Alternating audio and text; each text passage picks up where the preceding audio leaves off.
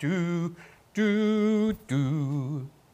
Doodly-beep-bee. Are we on? Hello, everybody. Everybody. Everybody. Everybody. Am I on? Somebody tell me I'm on. Somebody say something. Please. Anybody. Here it comes. Scott Jernigan is typing. Typing. You're loud. Okay, fantastic, everybody. It's Mike Myers with the Monday edition of the Mike Myers live stream, Ask Mike Anything. The goal of this live stream is to provide those of us who are isolated by the coronavirus an opportunity to continue our studies on CompTIA certifications. So the idea here is that you ask me questions and I answer them. So pretty straightforward stuff. We are got an interesting week coming up for you folks. Interesting week for me, certainly.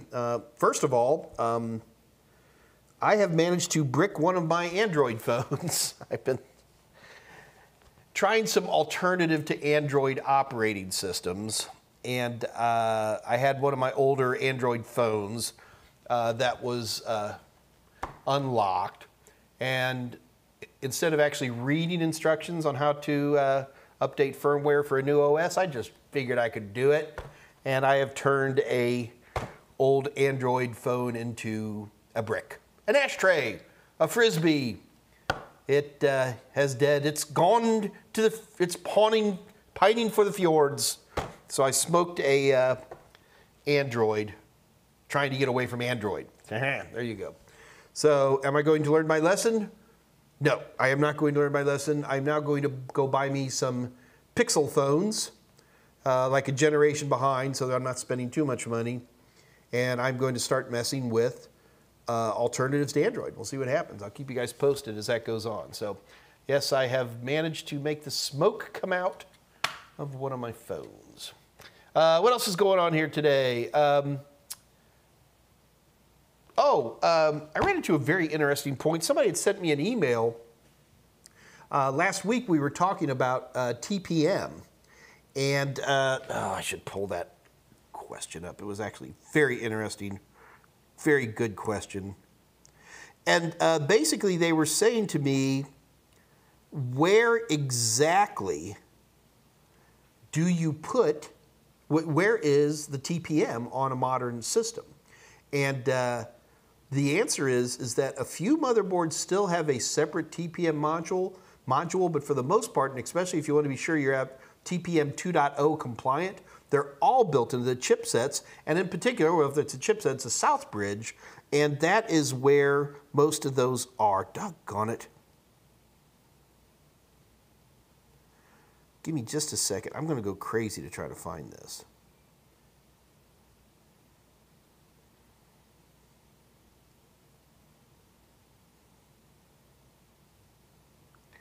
Okay, I don't know where I put it. Bear with me just a second. It's worth the wait. I mean, how many different? I can't. Oh, wait! I found it. Okay. So basically, the bottom line is that almost all TPM modules today are in your chipset in the Southbridge.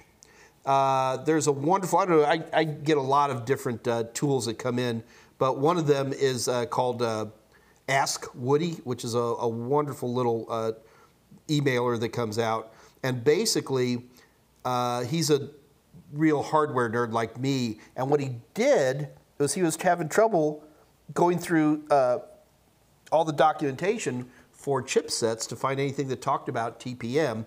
And it ends up, TPM is just a generic term for a trusted platform module, and each different manufacturer has a different name for how they make TPM go. And in the Intel world, it's called Platform Trust Technology, or PTT, which kind of explains something where I was having a little trouble with this as well, is trying to find the answers. Well, the bottom line is in today's systems, if you're going to have TPM, it's probably built into your chipsets. So how cool is that? All right. Let's see what we got going on here. What else is going on? I've been listening to Mozart all morning, so I've got magic flutes stuck in my brain. All right, see we got here. Andre's here. Jason Helms is here. Tolowit. Siegfried Vanderwee, of course. Alan Duggan. Doing bloody great. Massive computer lab at home. 9 computers, goodness sakes. Patricia Grace using caution signs, always good. Jessica Llewellyn. Just wanted to pop in and say I passed my 1,002 on Friday. Well, congratulations. Well done, Jessica. Good job. Good on you. David Mohan's here. David, I'm still working on your prize, dude. It's not so much I'm working on it as I'm actually designing it still. I found a place where I can get it delivered to you fairly quickly, but I haven't come up with like the perfect. I stumped Mike Myers on the AMA design because if I give it to you, I'm going to start giving it to people. I think it'd be funny.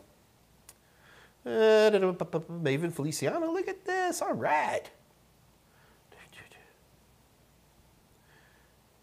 Jason, I just saw your email today. Jason, I can give you you didn't say whether you wanted me to do it publicly or not, so I'm probably just going to keep it between you and me. Carla Rain. Hi, everyone. Hello, Carla. Steve G. Hey, what's up, Mikey? Boy. Steve G's from the Northeast because hey, yo, Mikey. Patricia Grace is a fellow Ask Woody participant. Excellent.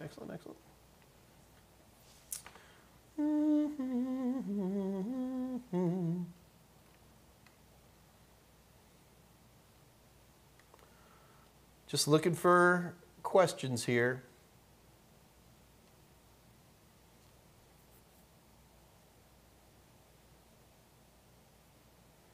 You guys are making jokes.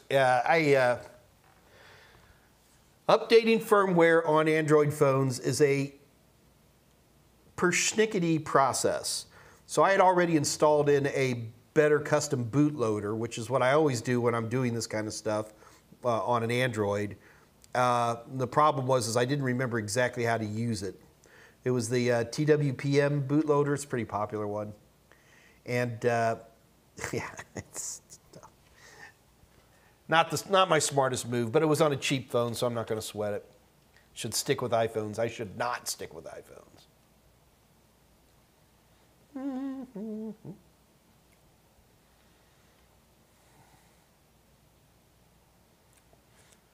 Pine phone, yeah. No, I'm not. I don't want to say anything. I don't want to talk about any brands or anything until I get a few of these run through. And none of this is CompTIA specific, guys. I just find it interesting for my own personal gratification.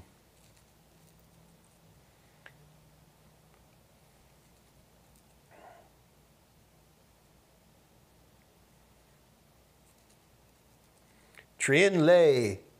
Keisha Green. Hey, Miss Keisha. I haven't seen you for a while, or I don't remember seeing you. Hello, everyone. Corrupt hard drive in a laptop. Lost cause or fixable? Well, Keisha, I mean, replacing a drive is usually a fairly trivial process. What you're not answering for me, Keisha, is there data you want to recover, or you just want to yank that out and put a new one in? Replacing hard drives in a laptop, it can be a study in screws, but it's actually not that terribly hard. Most of the laptops we have today have M.2 or SATA interfaces, so they plug in just fine. But that doesn't mean do you want to recover data. Data recovery, I got to tell you, data recovery has become so cheap now that most of the time, if there is data that I want to recover, I'm just going to go ahead and ship it off to, there's a lot of data recovery services. I don't even have one in particular I like. I use them all. Most of the time, most drives can get their data recovered for under $300 today, which is a lot cheaper than it used to be. And Drive Savers was, I think, the last one I used. They do a pretty good job on it. But now, if you're just talking about replacing a drive, put a new one in there. Now, of course, you wrote down the CD key. Oh, God, do we have to have this conversation again?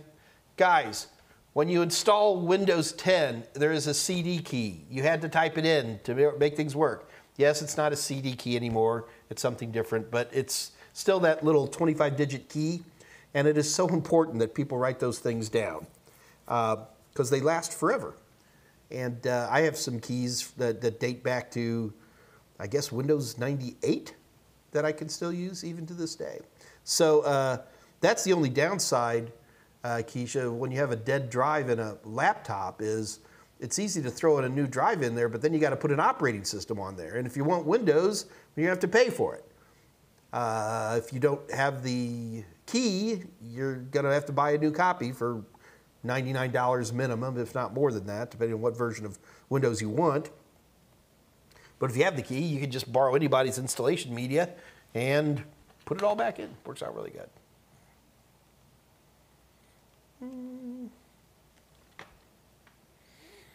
Sabir Ali, hey Mike, I just want to say you're awesome, and you're awesome too.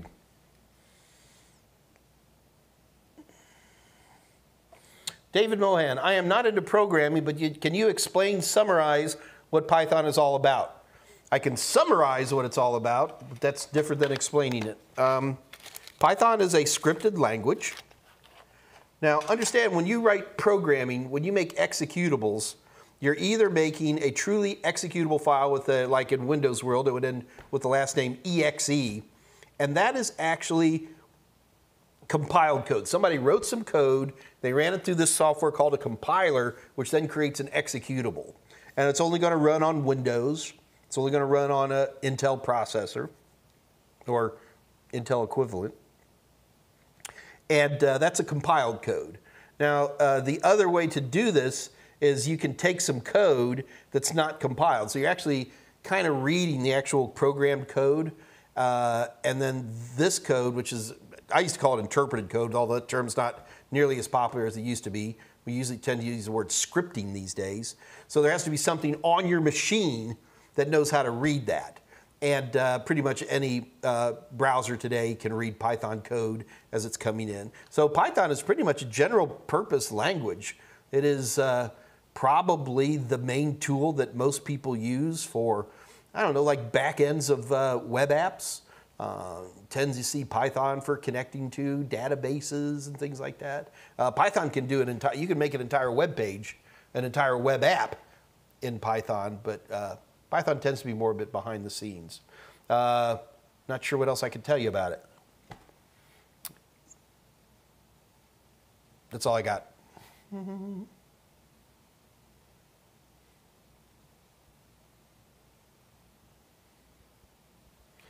So Jason doesn't matter. Jason, I'll probably just send it, the email that we were talking about, I'll probably just send that back to you on a personal basis. Scott Wolf loves my Note phone. Hey, dude, I'm all about the Androids, right? But I got to tell you, I'm not against Apple phones at all. I have no issue with Apple phones. My problem with Apple phones is that Apple works too hard to be careful with things, and I prefer to live a little bit more dangerously in terms of, installing APK files and, being able to burn firmware, which I guess you can do with Apple's. I've never seen it done. So anyway, yeah, Apples are fine. I don't know. My problem with Apple is anytime I deal with an Apple person and I try to say things like, here's all these different apps, and they're going to say stuff like, oh, well, no, here's the Mail app. And I'm going, yeah, but you have different apps. And they're like, well, no, use the Mail app and you put different accounts in this one Mail app. I was like, yeah, but I don't like that. See, I want my ability to put in all kinds of stuff.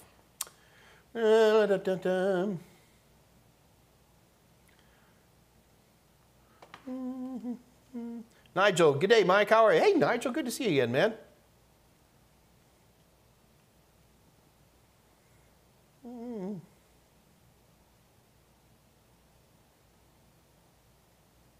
Here's Andre, my favorite Belgian. If you've installed Windows on the laptop and linked it to a Microsoft account, just installing it using your Microsoft account will activate Windows most of the time. Andre, I have never tried to do what you've just described there because I'm always so paranoid about keeping all my keys. I've never tried that. I'm also very much anti using Microsoft accounts to log in. Microsoft's done a better job than they used to once they start putting in PIN codes and stuff like that, but I've had systems that I wasn't able to get into because I'd forgotten the password to the Microsoft account, and all of the recovery processes failed. That's a very early version of Windows 10, but it made me paranoid. But you know, Andre, I may try it. I'll give it a whirl. Thank you, Andre. It's interesting.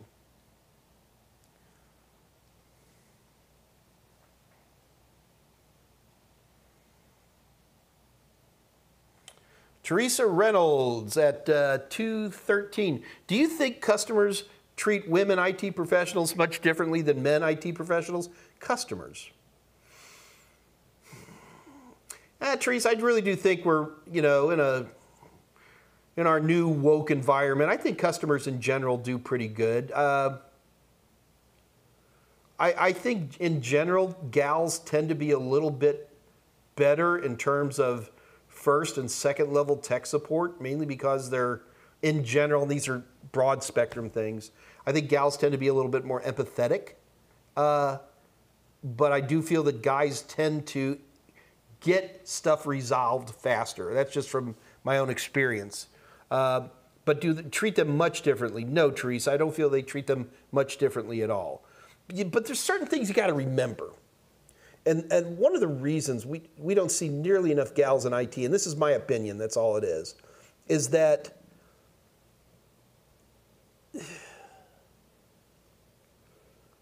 I know Scott Jernigan's sitting here going, what's he about to say?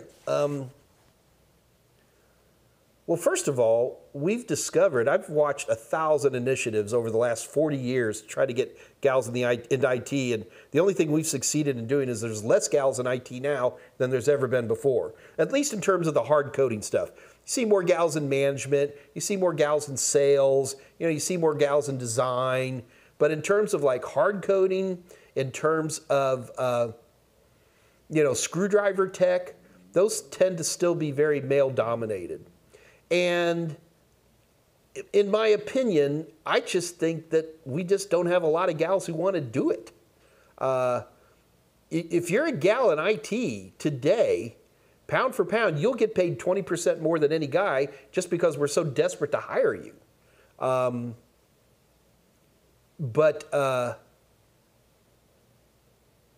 Guys and gals are a little bit different in certain areas, and I celebrate and love having gals in IT, in particular in my kind of IT, the screwdriver, light blue collar kind of stuff.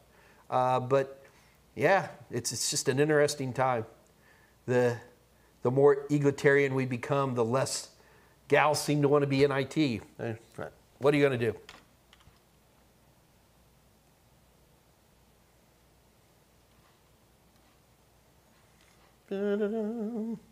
Algerie is here. Hey, Algerie, good to see you.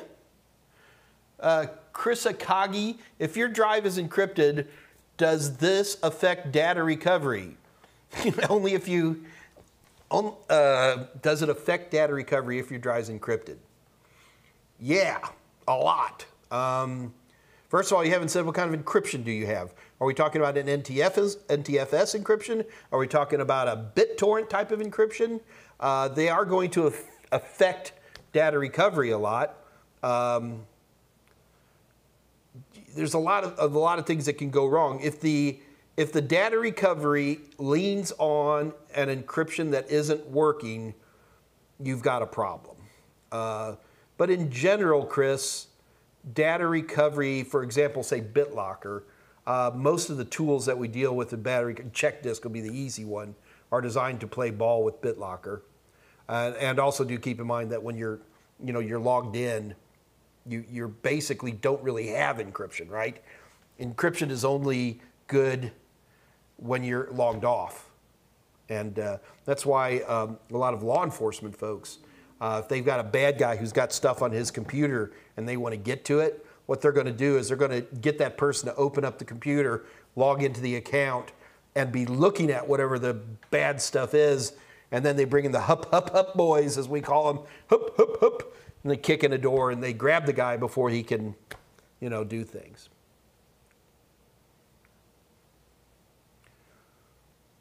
Oh, Algerie, I could come up with all kinds of things that I'm not a big fan of Apple phones about.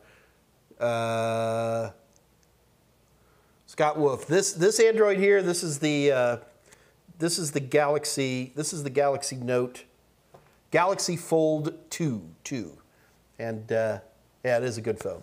I've been real happy with this one now for a few years.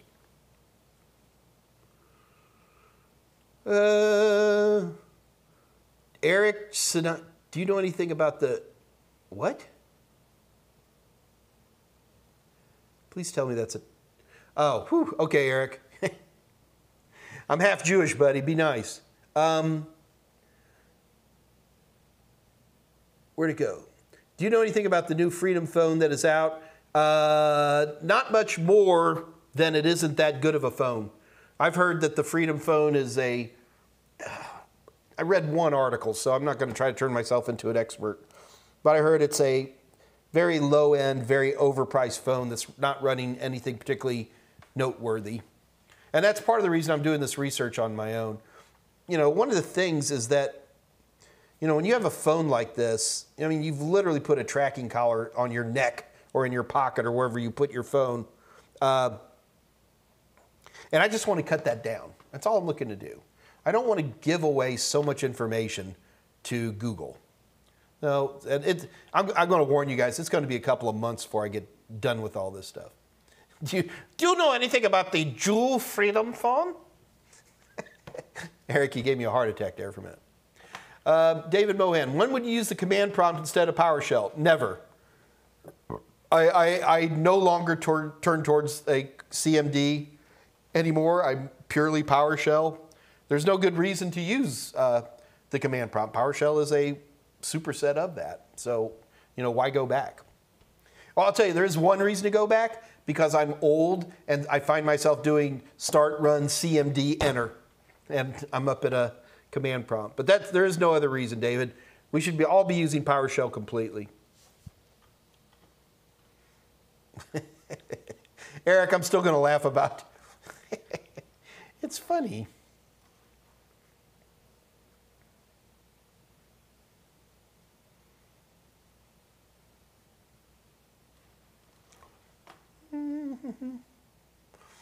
Elijah Holiday at 216. That's exactly the Calyx OX.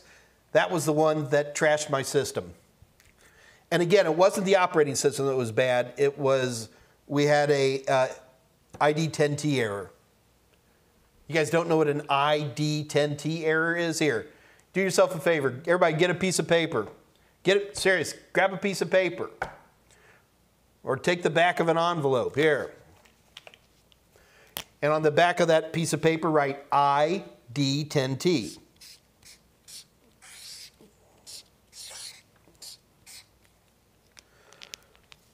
And here is what an ID10T, or that ID10T.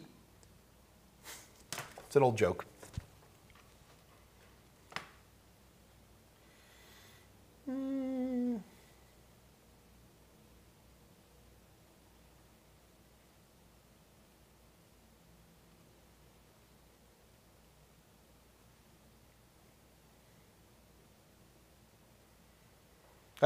Guys, when I get quiet like this, it's because I'm actually looking to see if there's any questions. So we're getting a few questions. A couple of things, though. Do keep this in mind. Number one, so all you do is you type your questions into the chat window, and then I'll answer them. However, if you're shy or you want to do something else, you can do that. Just send me an email to michaelm@totalsem.com. You're always welcome to say, especially if the question's longer or more detailed, then this is definitely a much better way to go about getting a hold of me. Go ahead and just run that way. But you're also welcome to just throw them here in the chat window as well. Notice the chat window's over here, right? I got 50-50 odds of being right with you guys. Maven Feliciano, Rob Braxtman. Maven, I do listen to some of Rob Braxtman. He's a little bit long-winded, but he's got some points. Nigel, am I watching the Olympics? No, but I did see one of your Aussie gals. I did see that one. I forget the Abby Titmus or whatever. No, that's not it. The lady swimmer who did such a good job. That was very exciting. Sunny and Mango. We're trying to understand VM sprawl. Can you give a quick review? Yeah, I mean, VM sprawl has a couple of different meanings. One of the meanings of VM sprawl is that it's so trivially easy for virtual machines to pop up anywhere. You can have an accounting department that can just go over and set up their own AWS account and start spinning up their own virtual machines, which can be questionable. The other thing that VM sprawl will get in trouble is that even under, let's say you have a, you can have so much virtual machines out there that they overtax the network that they're designed to run on. Either way, VM sprawl is a bad thing.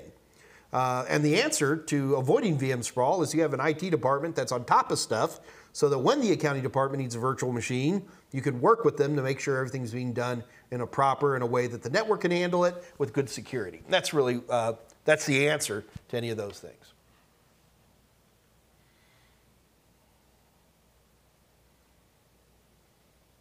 Titmus. Abby Titmus, that was a great race. Sunny Mango, we just got your new 601 videos. We're excited. I'm so excited, and I just can't hide it. I'm about to lose control, and I think I like it.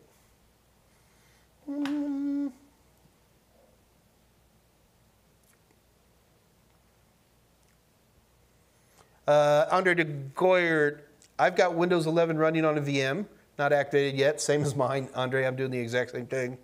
Because I don't know what MS will think about me using an unofficial. They're not going to care, Andre.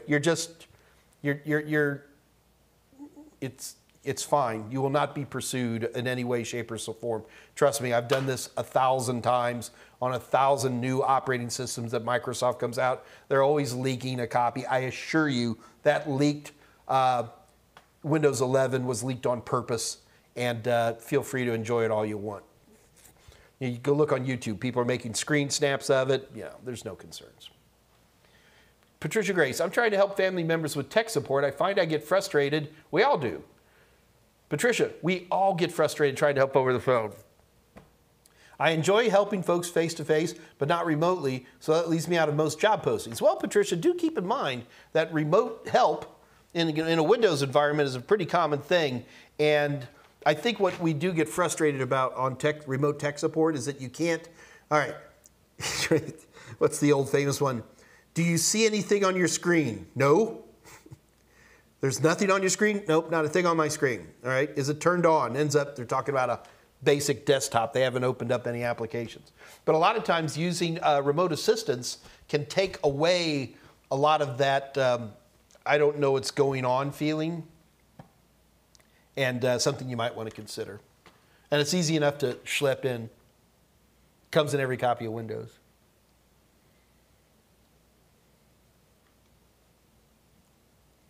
Andre de Goyer, I didn't find a working key yet. So, Andre, what I'd recommend if you're looking for keys, my Windows 11, I did activate it with an old I had an old hard copy of Windows 7, still in the Windows 7, still in the box, with a DVD in it. And I pulled that key from the Windows 7 box, and it accepted that, and I am activated. I'd forgotten about that. Yeah, because honestly, a lot of the fun stuff to do with Windows 11 kind of requires an activation. And it's all interface for the most part anyway. But there was a lot of things I couldn't do until I activated it. Yeah. And I just used an old Windows 7, fired right up.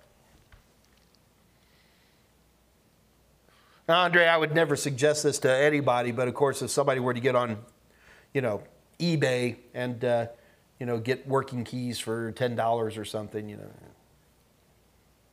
Not that I'd tell people to do that. Of course not.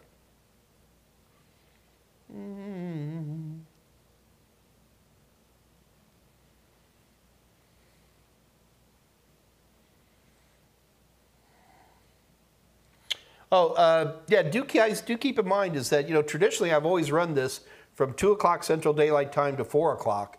That's no longer true. We run from 2 o'clock to 3 o'clock or until the questions run out. Now, if we've got a lot of questions, I have no problem. I will happily run past 3, up till as much as 4 o'clock. But in general, I'm going to be stopping after an hour because I think being on twice a week, I seem to be helping everybody. So if we get stomped with questions, I can always go on a little bit longer. Bob New, what do you think of Kerry Holzman? Great person. Wonderful. Interesting. I watch Kerry quite a bit. I've met him a couple of times. It's been a while, but I have met him. Good guy. I like him. See, this is the funny thing that people always surprise me about when they talk about Jason Dion's and Professor Messers. I need more competition out there. In IT training, the more competition I have, the better it is for everybody. It's like the old adage is that one restaurant on a street does well, but if you have 4 restaurants on the street, they all do better. And it's just because people have different ways of looking things. I think that I have a presentation style might slightly be of a Jason Dion, but even that's a stretch. I think I'm pretty unique. So the people that I'm not getting, that because Professor Messer gets them, I probably wouldn't have gotten anyway. So I like competition. Competition is a good thing.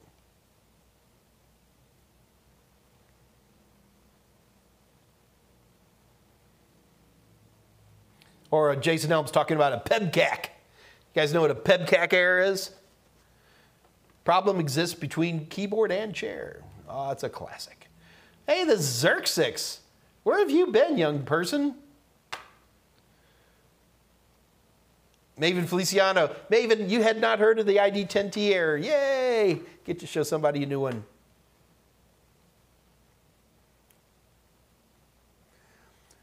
Watching your Network Plus class, do 10% of people in Houston still use WEP?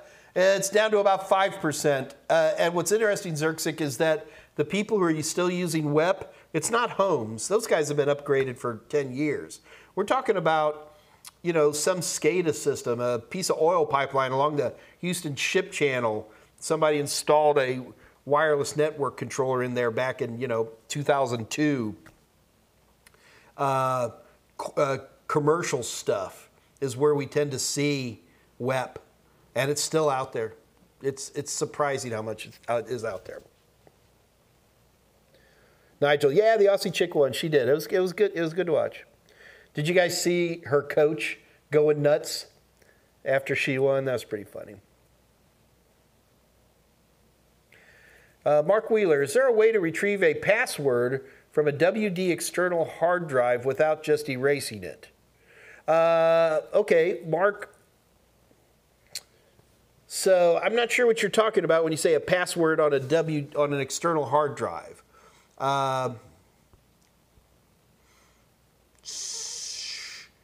Is it a BitLocker password, or if it's external? Mark Wheeler, you're going to have to develop that a little bit more for me to help me talk about what you mean by a password on a WD. Western Digital, I think, has their own little password utility. You plug in the external drive, and then there's something on the WD that does that. I know Western Digital has a password recovery tool for those. It's on the Western Digital website. But you're going to have to tell me what kind of password you're talking about. The only thing that would be a password that would be unique to the drive, it could be not even a BitLocker. I guess it could be BitLocker to go. You put a code in there, that would do it. Or you could use the WD password tool. Or a more important thing, Mark Wheeler, is make people save their passwords. It always just, oh. Scott Wolf, what's the difference between Bootloader not found and NTloader not found? Okay. First of all, Scott Wolf, are you getting that question from my database? Because if you are, I need to delete that. We don't have any more of the NTloader questions on any CompTIA tests anymore. That objective has been removed as of the last version of A+. But I can still answer your question. So if you see NTloader, that means you're running a non-UEFI BIOS and you're running an older version of Windows. And the bootloader is what finds, God, I'm getting a little rusty here. I can still do this. So the bootloader is, I can do this. Bear with me a minute. It's a physical track. It's like Sector 1 on a hard drive, and it's still true today.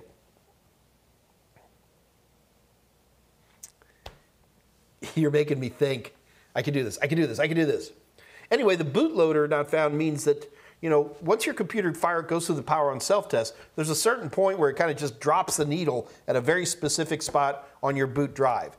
Okay, it doesn't have to be rotational media. You can do the same thing with an SSD. There's a very specific spot on that boot drive where there better be some code, and the only thing this code does is it says, where is the operating system? So the bootloader reads the partition table information and tries to find a viable bootable operating system. And it's marked as which one is bootable when you install whatever operating system you've put in before. Hang on, I can do this. So, it used to be called NTloader loaded up NTOS kernel. Whew! Boy, that came out of nowhere. But NTloader is actually a file, and you used to be able to see it if you looked in the root directory of usually your C drive on a Windows system, and you look for files with the attribute of hidden, you could actually see a file called NTloader. So whereas bootloader is not really a specific file, it is a location on the boot media where the code begins to load.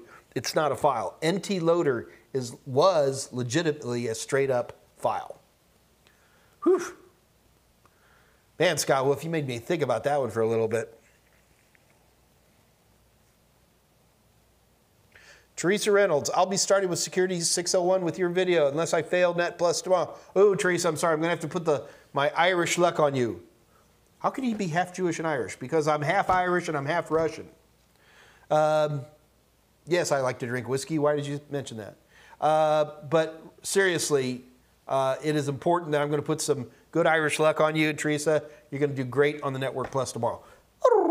There you go, Teresa. You have been blessed. Elijah Holiday at 2:28. I found the networking portion of your Udemy course most difficult. So many acronyms and understanding the paths and processes. Is there a flowchart somewhere? All the protocols interacting? No, the protocols don't interact. Elijah, you're almost like, it's like asking, so how do French and English interact? Elijah, what I would recommend you do instead is you're letting yourself get a little bit overwhelmed. Usually when people get overwhelmed, that tells me that they're reading or they're studying too quickly. So if you're getting overwhelmed, number one, stop. You might want to slow down your studying if at all possible. And then the other two reasons people get overwhelmed is they're not putting anything into practice. And so all my books and videos come with lots of examples. Sorry. Come with lots of examples. And you should play with those a little bit and try some stuff. You know, everybody's like, well, give me all of the labs. I don't have all the labs. Even if I knew exactly what kind of equipment you had, even if I knew that, which I don't, I would have to be, you know, like the initial setup for like even teaching people about DHCP could be really tricky. So I don't have a lab for every single thing. I've got a lot of labs, don't get me wrong. I have lots of examples in the videos. But I don't want anybody to sit there and go, well, I need labs that explain all this. Well, you know, teach me how to drive a car. I need a lab to teach me how to drive a car. Well, what kind of car you got? Okay, what kind of roads you got? You know, see where I'm coming from?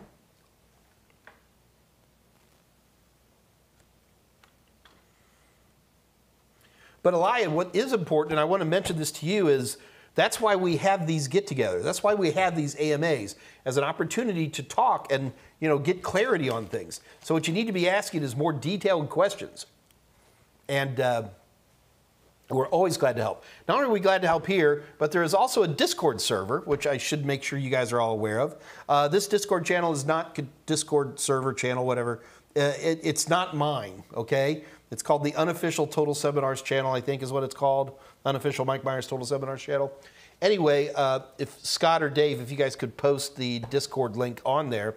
What makes the Discord channel particularly nice is, number one, bring a camera and a microphone, and then we can actually talk through stuff.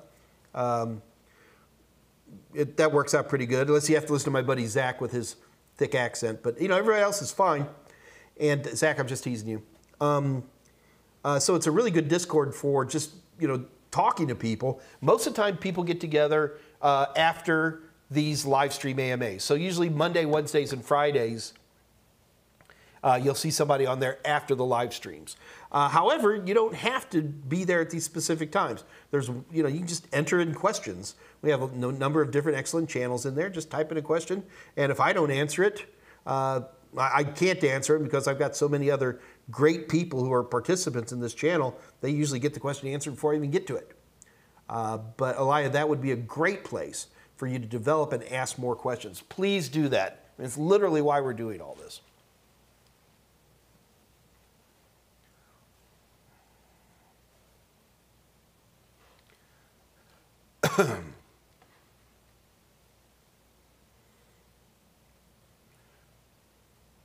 Magdi, I'm a big fan. Thank you very much. Jason Helms, all the teacher instructors I hear about, you're the top 3. Yeah, I can believe that.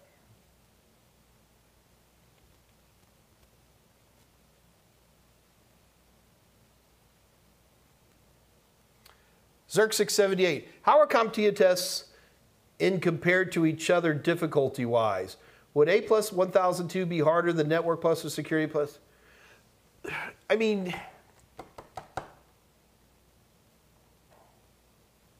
that's a hard question to answer. I find A+ and Net Plus to be very simple, but because, again, I mean, I love this stuff and I understand it in great detail.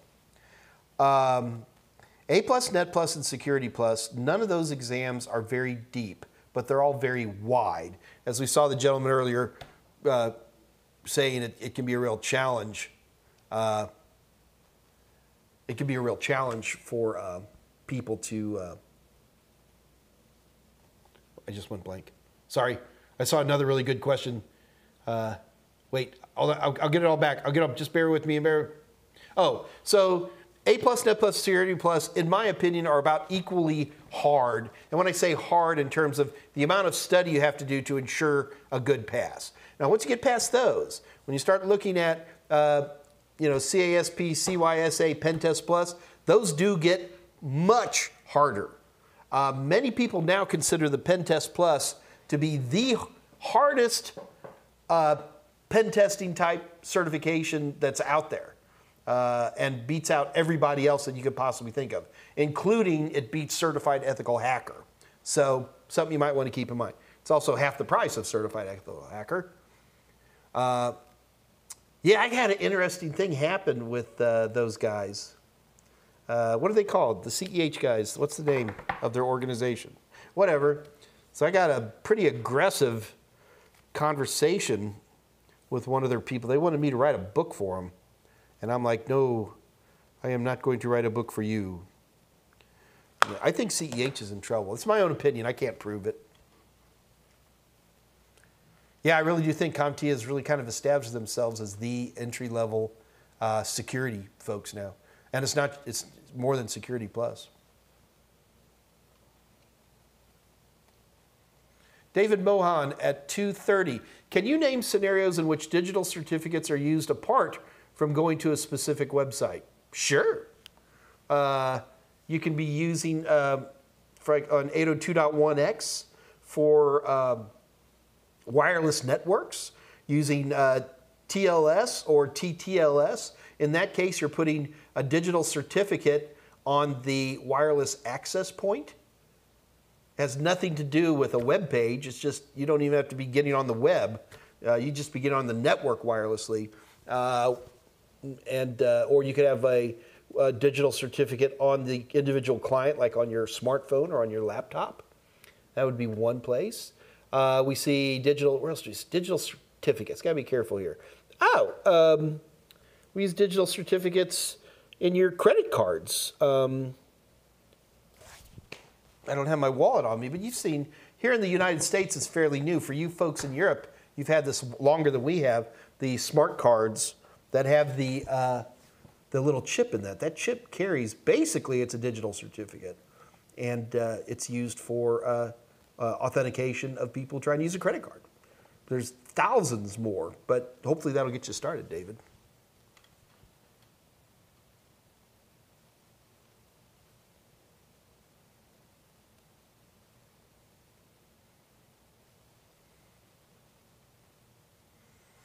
Yes, Dave Rush is helping out. Digital certs like it. I'm not going to do FTP servers, but like mail servers most certainly have it. DNSSEC. Boy, there's a great example now where every DNS server has its own certificates in there as an authentication process. There's a lot more.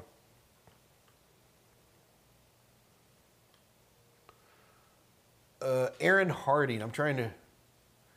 Aaron Harding at 233. I set up a Proxmox Type 1 hypervisor. You know, I have not used Proxmox. I know, and I got no good excuse. And I got all these links that I've saved for me to do it, and I haven't done it. On an old AMD hex core with 16 gigs of DDR3 RAM. I have Ubuntu server and Windows Server 2019 data center. What are some good resume building projects you could suggest? Oh, goodness, Aaron. Aaron, I don't know where you're at. Here, Aaron, this is for you, buddy. Aaron, send me an email. Aaron, send me an email to michaelm@totalsem.com. The question you've got for me, Aaron, is you've got some toys and you want to play a little bit more. I need to know what you're doing. I need to know where you live. What kind of job are you looking for? Aaron, we have a lot of conversation we have to have here before I can answer that for you in a way that you would like. So send me an email to michaelm@totalsem.com, and I can at least get you started. Chris Akagi,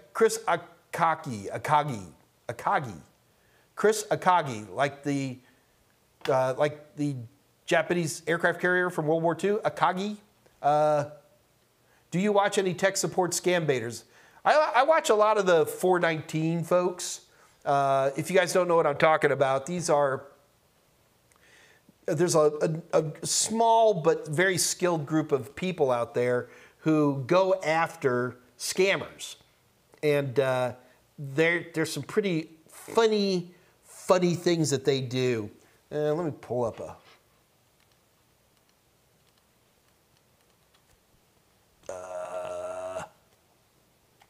Give me just a second.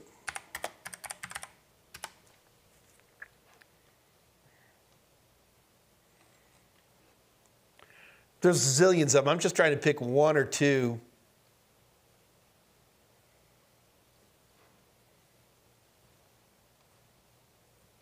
I can't find. I'm scanning through YouTube, trying to find names of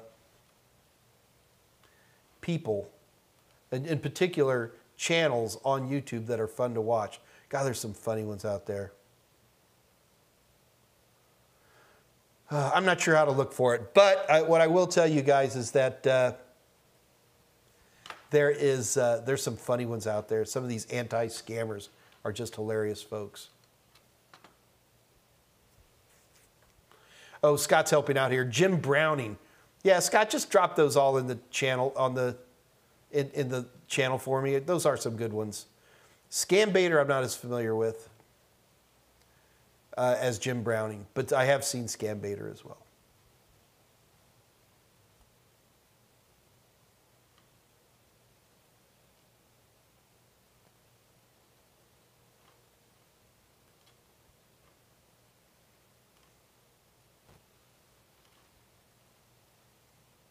Okay, so yes, it is just a password to unlock the external drive.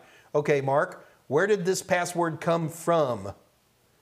See, Mark, this is a great example of you getting on the Discord channel, because in that case, we could all look at it together and we could talk about, or you could even like maybe hold the camera up and show us where it's asking for a password, and we could probably recognize the interface. I'm pretty sure you're talking about a Western Digital password, and there is a tool set that is... There used to be. It's been a couple years since I've looked over there, but there was a password recovery tool. Oh, Dave Rush. I posted a solution for Mark Wheeler, and he got it. Okay, I'll move on then.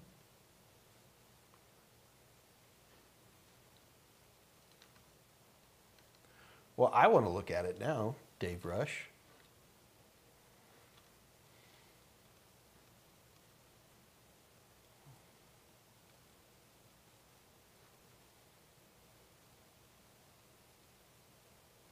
All right, so yeah, okay, Dave, you've pointed him towards the tool. Great. Okay, moving along. Moving right along. Oh, goodness.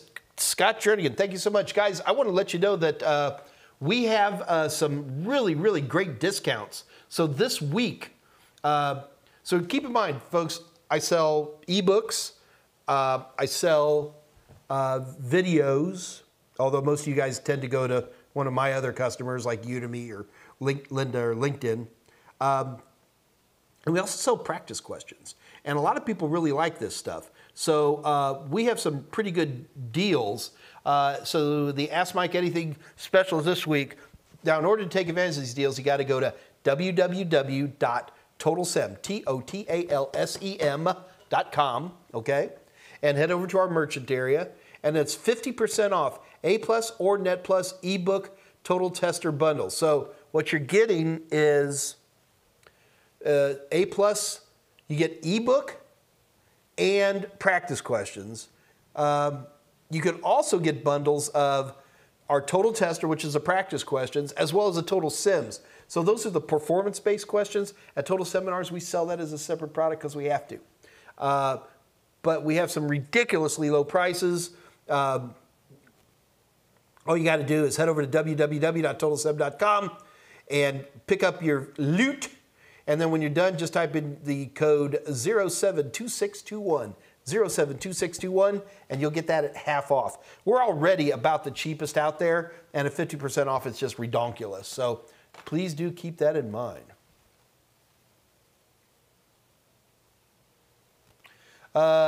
Jared Trunk Life. Just started your Network Plus certification on LinkedIn. Is it up to date still? It is up to date still.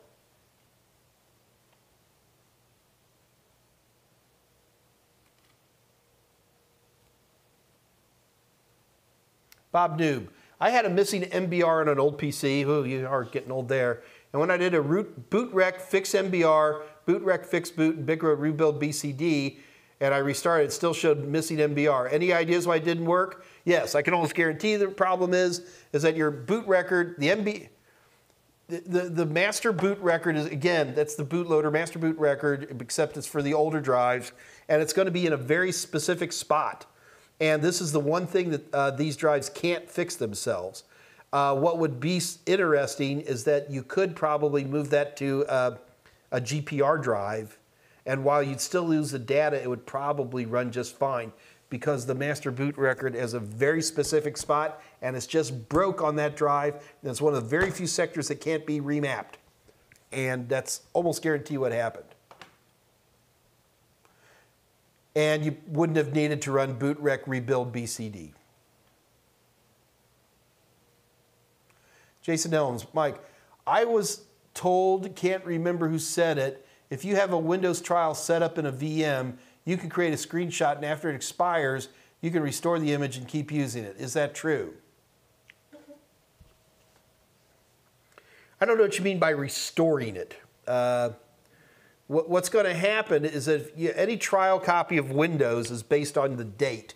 And what I have seen people do, although it's not such a good idea, is that they will keep adjusting the date, or they don't let the date progress, although that can cause other problems, like, for example, if you've got a network and you've got a Windows Server system in there, it won't let you log in because the dates will be off. So, Jason, the problem is I don't know what it means by restore the image. Oh, you mean like restore a virtual machine from like the... No, that's not true. You can't take an image, do a system backup. It's still going to know the date. So if you bring it up later, it's still going to see the dates later.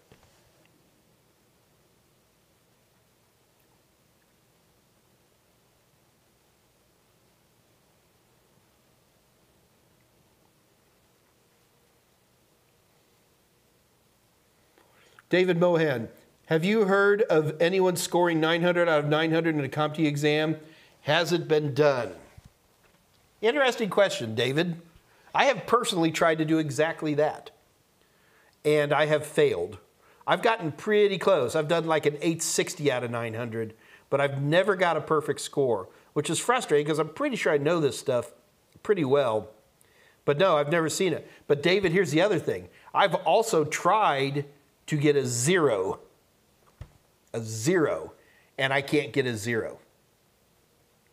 I'll just let you consider what that means, you know. CompTIA does not explain their scoring other than to say you need a particular score. Why does it go from, well, I'm sorry, a 0 on a CompTIA exam is 100. I tried to get a 100 and I failed. But CompTIA doesn't explain any of this stuff.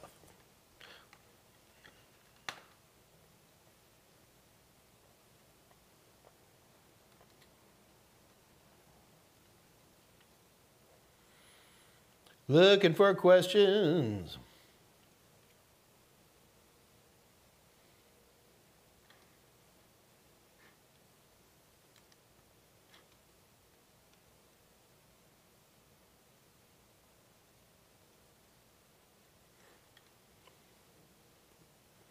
Oh, there you go, David. Here, guys, got lots of other people came in some great ideas. Cut to the bone. What is it? What is 419? 419 is the Nigerian legal code that makes all these scams illegal. So when they say 419, it's referencing a law in Nigeria. And of course, it's certainly not limited to Nigeria.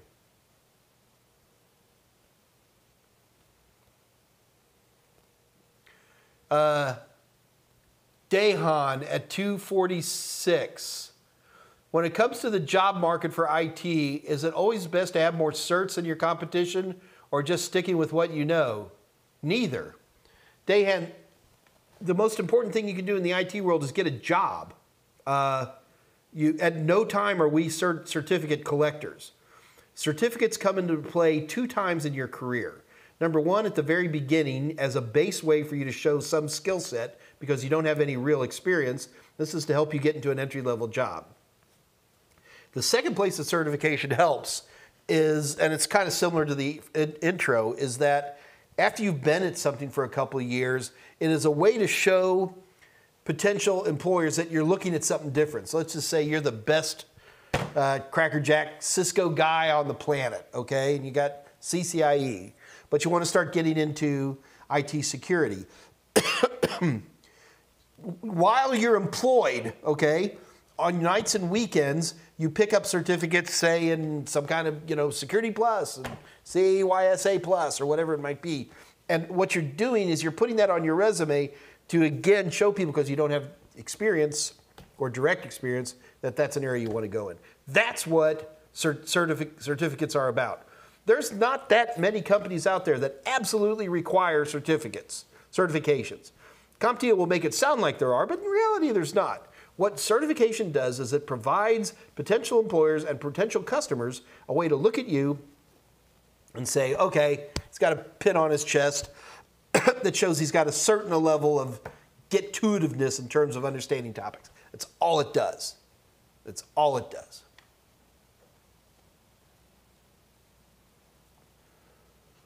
Tom Jeffrey at 247.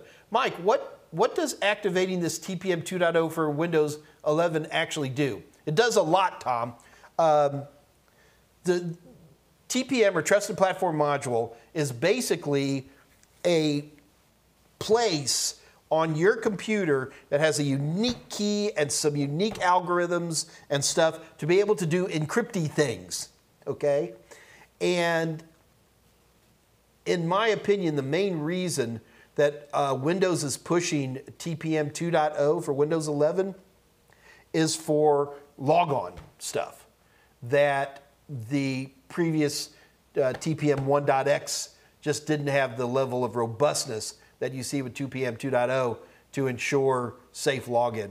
There's other stuff. TPM is just kind of a certificate that sits on your computer.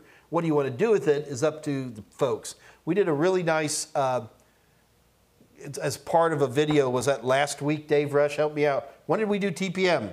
Was it last week or week before? I forget. Anyway, my buddy Dave Rush here is going to shortly have a link up here for you that you can look at, and we can talk. There's some good information about TPM, and there is one slide on there that talks about what does TPM do. There's a lot of stuff. It's not just logon. It's BitLocker and other stuff as well. Yeah. And guys, thank you. Patricia, David Mohan, Bob Noob. Thank you for these. Patricia Grace, Kit Boga. A lot of these I haven't heard. Jim Browning I have heard about. But guys, thank you so much for those other anti-scammer things. That's very interesting. Bob Noob, is crystal disk info still relevant today? The fact that I don't even know what you're talking about, Bob, probably tells me no. Crystal disk info, crystal disk. I don't know what crystal disk info is. Somebody, Scott Dave, bail me out, please, please, please, please, please.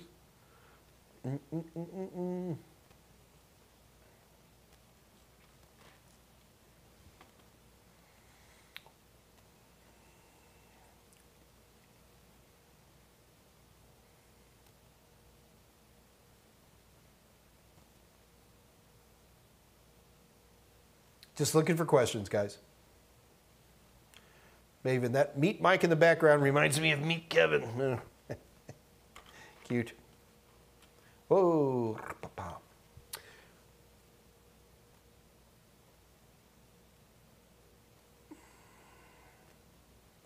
Mr. G, how's the new AC setup working? It's working great. I'm nice and cool and comfortable. But unfortunately, it's a little loud is the only thing.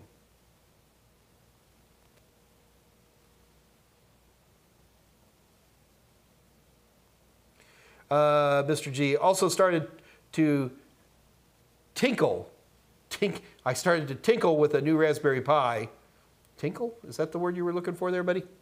It's really satisfying to set up a working SSH connection. Yes, and you know, Dave Rush on Fridays does the Raspberry Pi. That's what we do on Fridays is Raspberry Pi. Now, folks, we're not trying to do Raspberry Pi just because we like Raspberry Pis, which we do. But the reason Dave Rush does Raspberry Pis on Fridays is because we're always looking for ways to make it more inexpensive for you guys to learn stuff. And, sorry, wild gang of skateboarders just ran by my front window. I'm 8 feet away from the sidewalk. Anyway, and Dave has over a year now come up with some really wonderful videos on how to use Raspberry Pi to learn stuff like DNS or DHCP. Command line, Linux.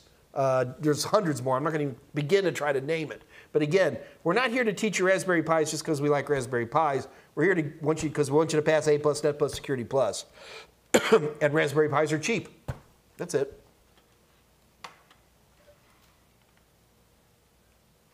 And again, Dave Rush is on at 2 o'clock Central Daylight Time, just like me on Fridays.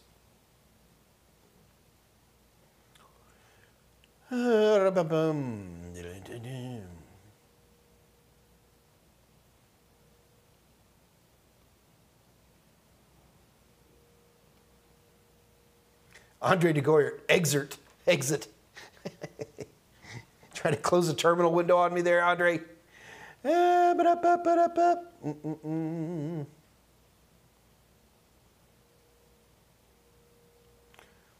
Tolowit, have you ever done monitor calibration?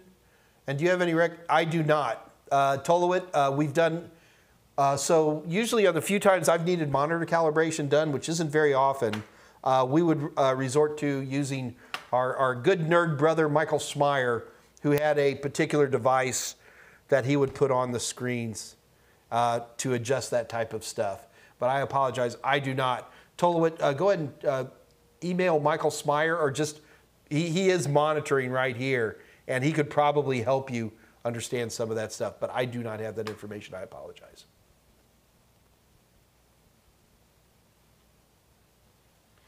Scott Jernigan is saying, Data Color, Spider X Pro. Here, Tolowit, this is just for you, and I don't even, I'm just going to monkey this. I can't. Scott, will you post it in the channel for me? I'm not having much luck. I've forgotten how to cut and paste.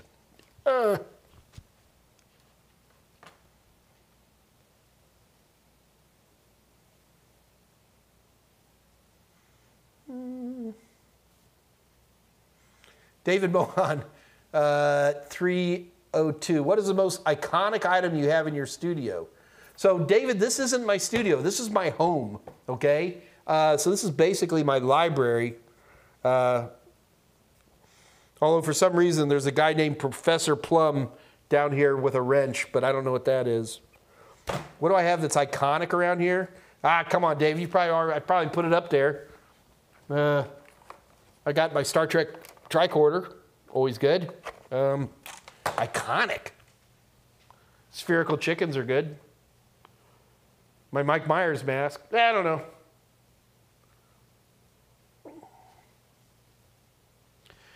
Now, if you were talking to me down in my studio, God, I have a lot of really cool stuff. I have a lot of hats. I have a French Foreign Legion, Legionnaire's hat. They're very rare, hard to get. But yeah, I got a lot of stuff. I got a PC Junior, still running condition. Lots of fun toys.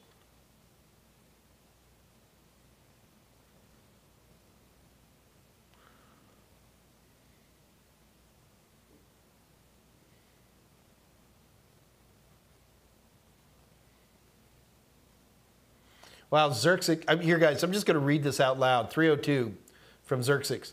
While studying for the Net Plus, I also set up a helium crypto miner, which is a long-fi IoT hotspot. Goodness sakes. Xerxix, can I buy a vowel? Dun, dun, dun, dun, dun.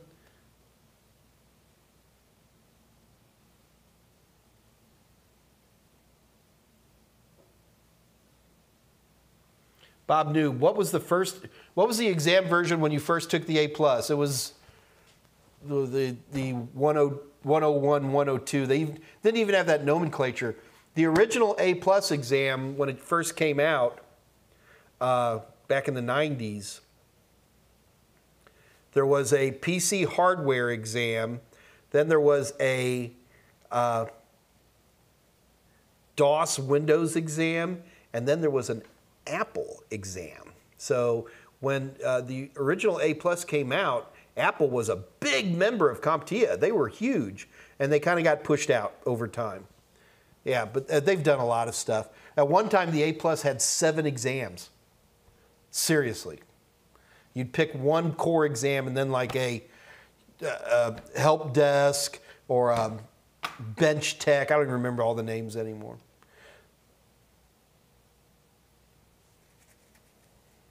Ah, yes, Dave Rush would like to remember. So Dave Rush on August 6th, which is next week. So this is for Dave. So this is going to be Dave's 1-year anniversary. And guys, he's going to be giving away like Raspberry Pis and stuff, okay? In order for you to be a part of these giveaways, this is really important, you have got to send an email to P-I, at TotalSem.com. and include all that following information. Dave posted that at 304. Look, if you're already going to be on these Raspberry Pi things anyway, and no, we don't get a lot of people on these, so your odds are a lot of times like 1 in 10 to get some potentially really nice stuff. Please, as Dave has shown at 3:04 p.m., send an email and get yourself pre-registered, because on that day, August 6th, you show up and you're going to think you're going to start scooping up Raspberry Pis. Yeah, I'm looking at you, David Mohan. If you're not pre-registered, you can't win. So it's really, really important that you send an email to pi@TotalSem.com and include your email address, your YouTube moniker, first and last name, mailing or shipping address.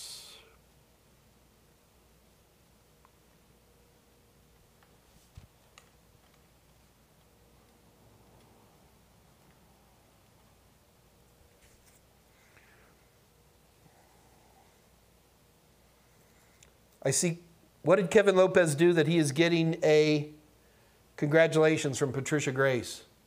What did you do? Kevin Lopez, what did you do? Oh, you passed the Security Plus. Kevin Lopez, round of applause to you, sir. Well done. Let's see, it's after 3, and we still got questions, so I'm just going to keep going.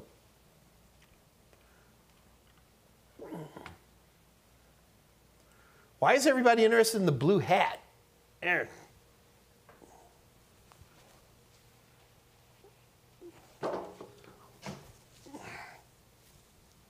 Really?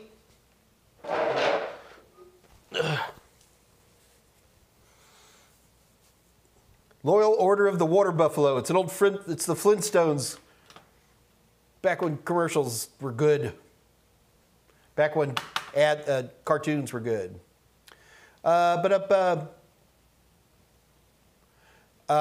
Raid, is next January the retirement date? We have had no announcements about the A+.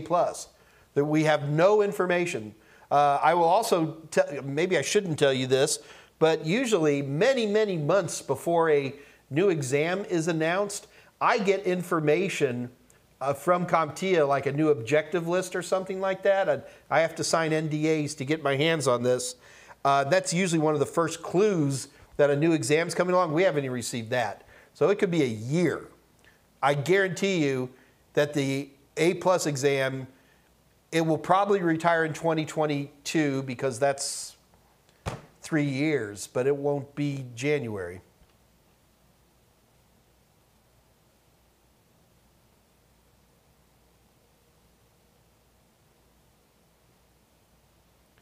Kevin Lopez, I passed the Security Plus and got my first IT job in the same week. Salute. I really have lots and lots of interesting toys. The problem is, pardon me, most of my toys are in the office, which I've been in once since the whole Corona mess started. Yes, Patricia Grace, I am the Grand Poobah. That's exactly right. That's right. So I'm actually not Russian. I'm actually Latvian. But when I tell people Latvian, especially Americans, they have no idea what Latvia is. And if I'm lucky, they'll confuse it with Lithuania. So I just say Russian. I'm Latvian is really what I am.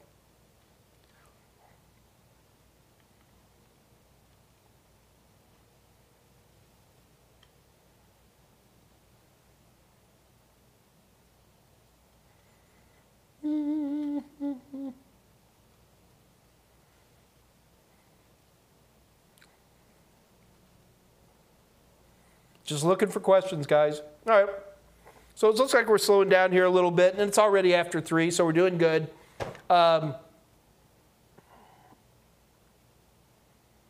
David Mohan, did you say in one of your videos that you bypassed someone's security by disguising yourself as a janitor and stealing their server? I did. I absolutely did. I used to love social engineering. That was always one of my fun areas, and that area I think I was pretty good at, you know.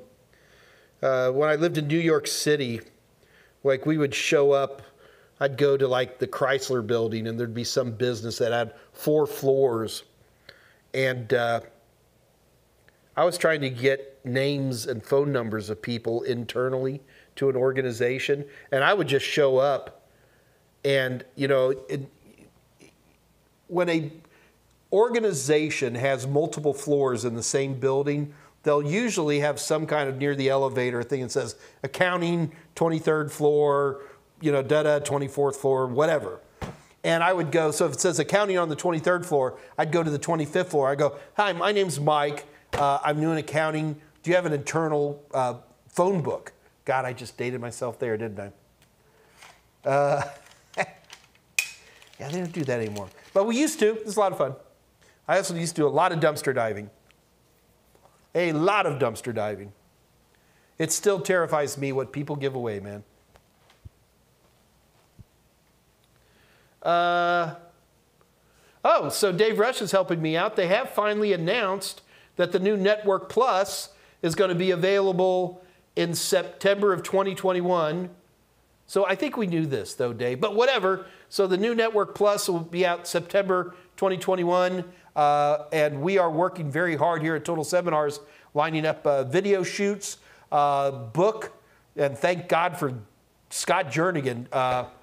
I've had the worst writer's block of my career on the new Network Plus book, but Dave and the guys at Total Seminars and Scott Jernigan have done an amazing job of getting the updated book, and we are we're close to having the book out.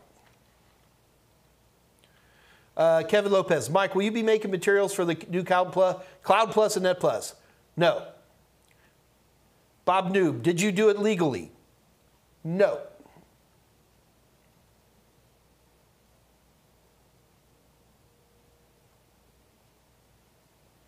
Andre, I keep getting an error on activating Windows 11. It says I can't connect to my organization's activation server.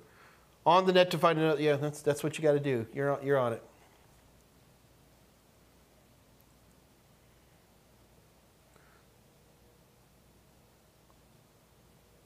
Aaron Harding, can you say that email to register for the August 6th Raspberry Pi event?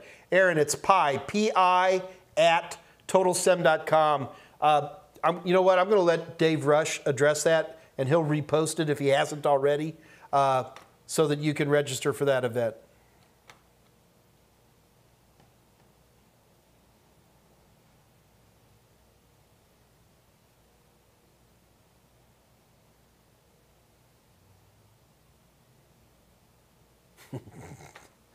Tolowit, if you want to see the masters of social engineer work, watch the Rockford Files.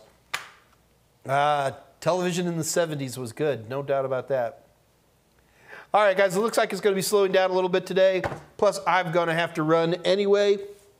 Guys, don't forget about the Discord channel. Don't forget Dave Rush next week is going to be doing his AMA. Send in topics, guys. If you have long, detailed questions, please don't be afraid to send those to me. Send them to michaelm@totalsem.com. It's because of stuff like that. We had a very interesting conversation just last week on TPM because people ask me questions. And that's why this live stream is here. It's here to help you guys out. And I'm going to be, messed up my hair. Hilarious, Tolowit. Bob Noob, can you explain VRAM? Sure. Okay, Bob Noob, I'm not sure. Why are you still getting VRAM questions? It's mainly graphics RAM, GDDR RAM these days. But it doesn't matter. Both VRAM and GDDR have one thing in common. They're called dual ported. Most RAM has a single port. You can either write to the RAM or you can read to the RAM on any given series of queries, right? With VRAM, and again, VRAM's obsolesced. It's GDDR these days. Graphics RAM. It's dual ported, which basically means you can not only write to the RAM, but you can read from it at the same time. But this is important. The dual port is interesting because your system with your CPU and your graphics processor, that's what writes to the RAM. What reads from the RAM is your monitor.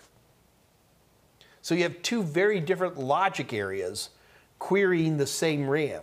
One of them that's updating RAM so that you got the new scene of your gun or whatever it is, and the other one which is basically just a monitor through an HDMI or whatever cable, which is basically running a scanner on the RAM and scooping up the data. That's all that means, dual ported. That's all it is. All right, folks, it looks like we're all there. Nigel sent me an email. Guys, I'm heading out the door. I will see you guys here on Wednesday at 2 o'clock Central Daylight Time. Until then, this is your Mike Myers signing off. Everybody, y'all be good out there, you hear? Bye!